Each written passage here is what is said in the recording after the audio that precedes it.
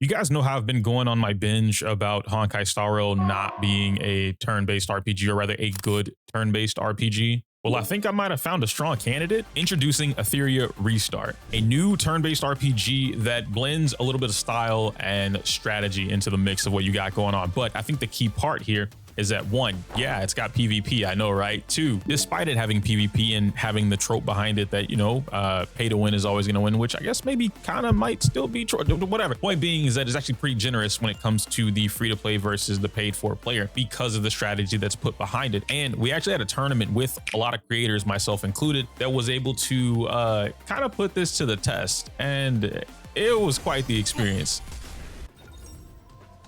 I don't know if that's a good thing or a bad thing. Etheria Restart is a turn-based strategy game with 4 characters against another 4 characters. Obviously in PvE, that might be 2, 3, 1, whatever, doesn't really matter. But for the sake of this video, I'm gonna focus on most of the PvP aspects for 2 reasons. 1, pretty much all I played. And 2, I feel like this is a huge selling point towards the game that I really want to hone in on, the good and the bad. Now with this 4v4, you essentially are the pilot or the commander of your army, your general, whatever you want to call it, and your goal is to command your team better than your opponent. And this comes from a number of different things. Similar to the other games, you have a basic attack or a basic skill. You have a second skill, which is kind of like the enhanced skill or whatever you want to call it. And then you have an ultimate. Now these skills can derange from anything. They could be all offensive, defensive, a counter style, heals, a mix of offense and defense. Doesn't really matter. The point is to find a way to build your team to get your end goal. And it wouldn't be an RPG without some type of gear system, and that's exactly what we have in Etheria. Now, to be fair, I don't think we have a weapon system. I think it's literally just a character and gear, so that's kind of a cool thing. You don't have to worry about that, which goes in favor of what I mentioned earlier when it comes to the whole PvP versus like free to play and pay to win. And one of the negatives for me was the fact that I actually had very little idea. In fact, I had to crash course learn a lot of these things here. Now, some things I understood on a basic level because it feels a little bit like Pokemon, to be fair, but Pokemon doesn't have as many gear sets or items that I can use. Now, in the case of Etheria Restart, there was a lot of gear and a lot of these pet-like creatures that each one of your characters are able to have. And these pet-like creatures have so many different abilities. The gear have so many different abilities. And then the characters have so many different abilities. So if you can't gather what I'm saying, there is a large dump of information that was put on top of my head at once. Trying to get accustomed to all of this was a lot. I still had fun at the end of the day, but it was a lot to try and get accustomed to. I mean, there are some characters in this game that are able to infinitely stun you and you would have no idea until you see it. There are characters that have the ability to freeze your entire team, or characters that can protect your entire team from any debuff in the game. There's characters that revive your characters. There's characters that just one-shot the entire team, or at least half the team. And there's tons of strategies to be able to do this. This game, from a conceptual level, feels exactly like a game that I would want to play. And I know that might not be for everybody, but it is for me, at least based off what I'm explaining. I like the strategy. I love that there's so many different ways that you can get from, like a point A to point B, right? There's an end game that I want to get to defeat my opponent. How do I get there? There are 20, 30, 50 different ways that I can get to defeat my opponent. And then I get to create my own player expression. You guys know I talk about fighting games a lot.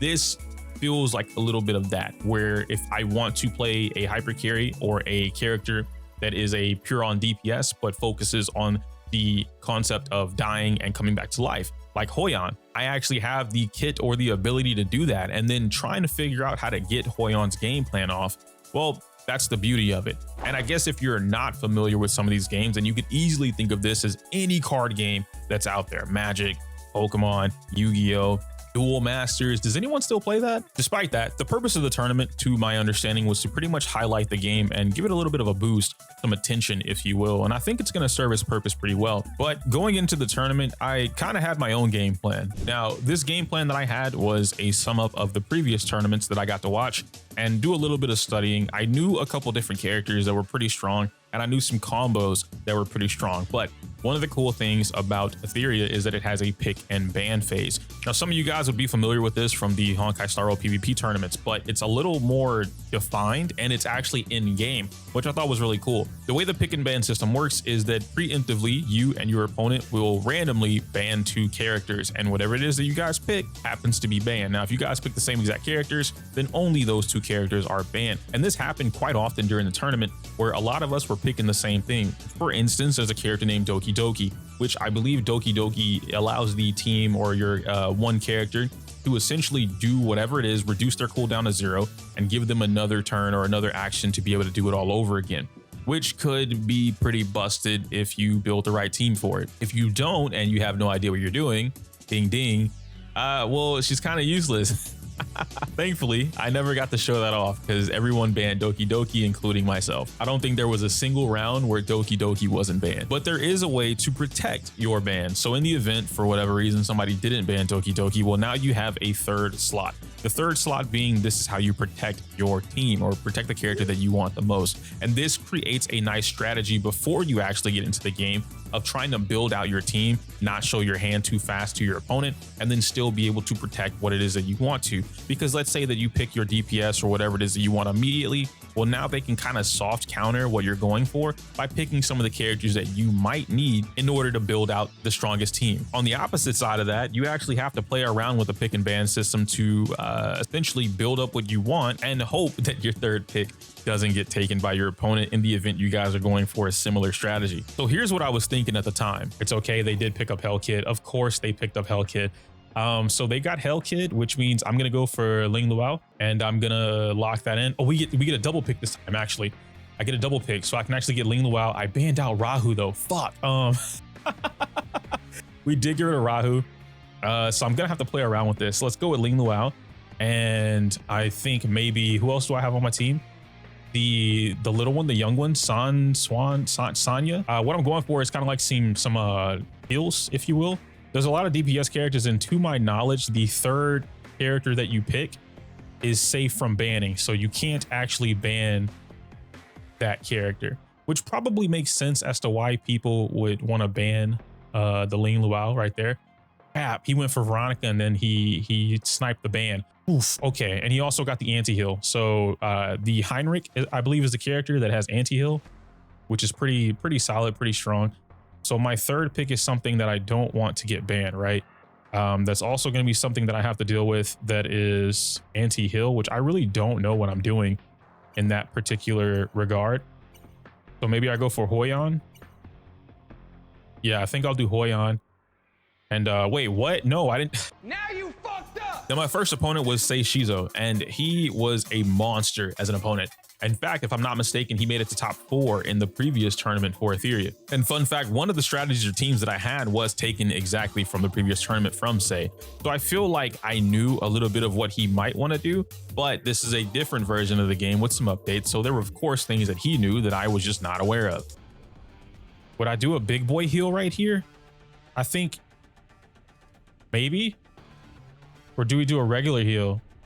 I think we do a big boy heal, right? Because then we still have the other AoE heal after this. Or maybe we save the big boy heal for her other. I don't think she's gonna get her other turn though.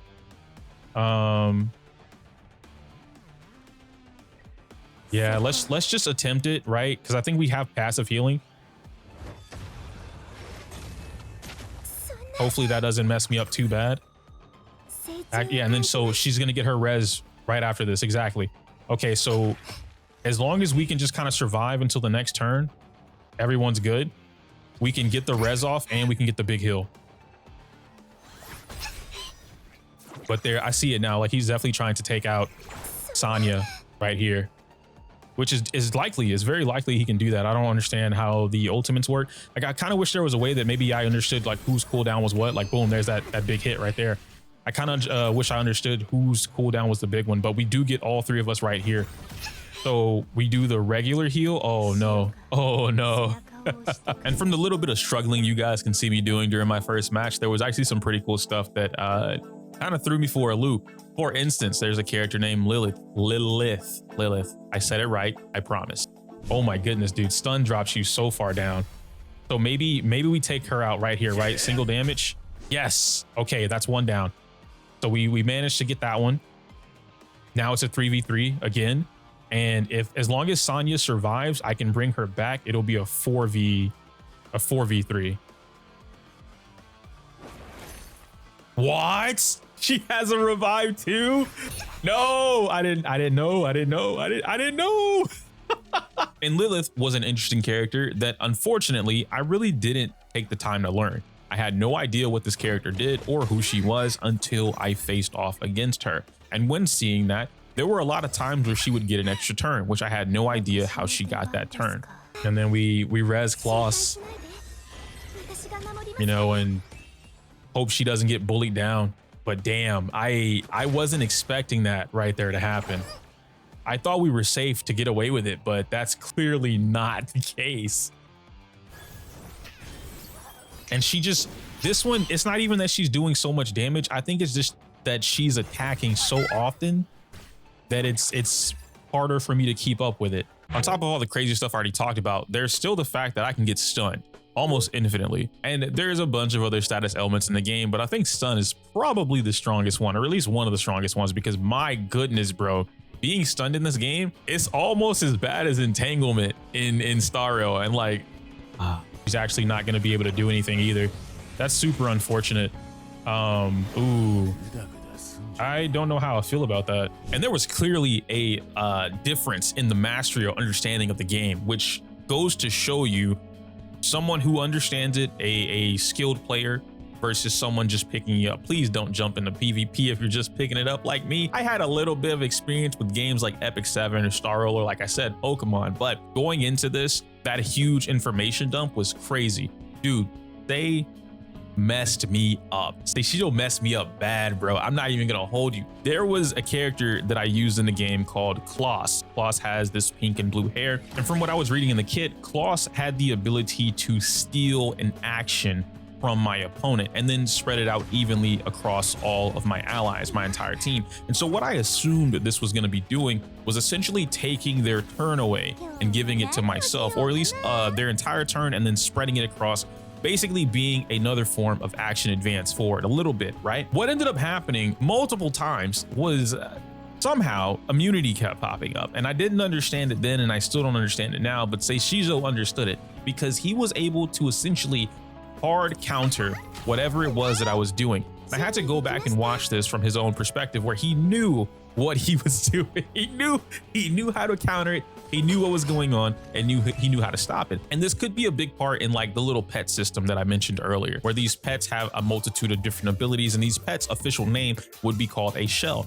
Some of the shells have the ability to act before the actual character takes their action. And you know, something like if Alicorn, for instance, if they have debuffs on them, the thing will activate, the shell will activate, it'll dispel 3 debuffs, and then for every 1 debuff that is dispelled, you'll recover 10% of your max HP. There are other shells in the game that make it so you can't be targeted at all during the first turn, which is crazy, by the way. Seeing doggos do that like during the tournament, I'm like, bro, what? Where did you find that? There's some crazy stuff in this game that just exists, and I don't really understand it. What demon designed? Oh, and then there was Obel from my match with Deity, and dude, this guy is insane. I didn't think there would be something like this in the game, but I mentioned it earlier in the video, where you have a particular character or a set of characters that have the ability to stun an entire team. Obel has the ability to do exactly that. And so he has this move called Shadow Wave, which I'm assuming is going to be his ultimate. And this summons these giant whirlpools that hit the entire field, everybody on the opponent's side of the field. It hits them a multitude of times, and then it has a 30% chance to inflict stun on the enemies. And because of the gear sets, you have a chance to increase that 30% chance. So whenever I fought against Deity, he knew what he was doing as well. Man's bopped my stuff. I got stunned infinitely. I couldn't do anything for the entire first game, and I was deleted. So I thought to myself, well, in the last tournament, I saw another character have a very similar game plan. That character's name was Kraken.